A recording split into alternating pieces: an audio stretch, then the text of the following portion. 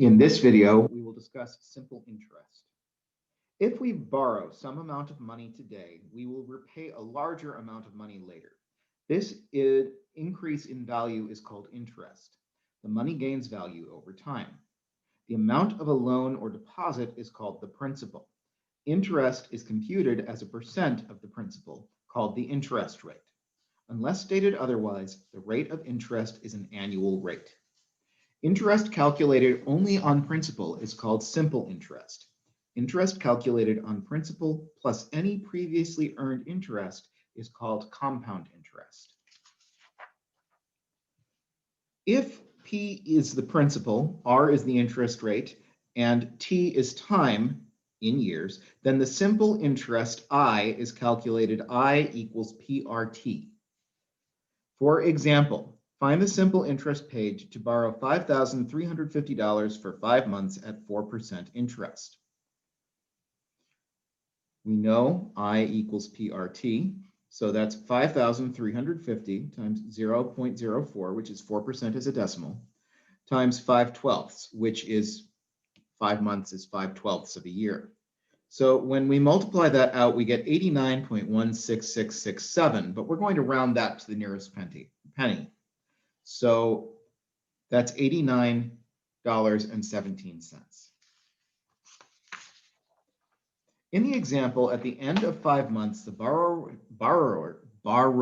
would have to pay $5,350 in principal plus $89.17 in interest for a total of $5,439.17. The total amount repaid is called the maturity value of the loan, though the book generally refers to it as the future value or future amount. We use the letter A to represent future value. The original principal P can be thought of as present value. Future value for simple interest. If a principal P is borrowed at simple interest R for T years, the future value of the loan, A, is calculated A equals P times 1 plus RT. For example, Sergio took out a simple interest loan for $210 to purchase textbooks and school supplies. If the annual interest rate is 4.5% and he must repay the loan after 6 months, find the future value of the loan. A equals P times 1 plus RT. So that's $210 times 1 plus 0.045 times 6/12, which is $214.73, and that's rounded to the nearest penny. At the end of 6 months, Sergio will have to repay $214.73. If the future value is known, we may need to compute the present value instead. We use the formula P equals A divided by 1 plus RT.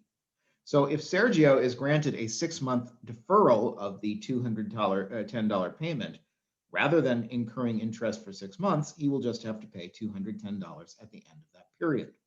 He earns 1% simple interest on savings. So how much must he deposit now so its value will be $210 after 6 months? Here we have P equals A divided by 1 plus RT. So that's $210 divided by 1 times 0.01 times 6/12, which is $208.96. Again, that's rounded.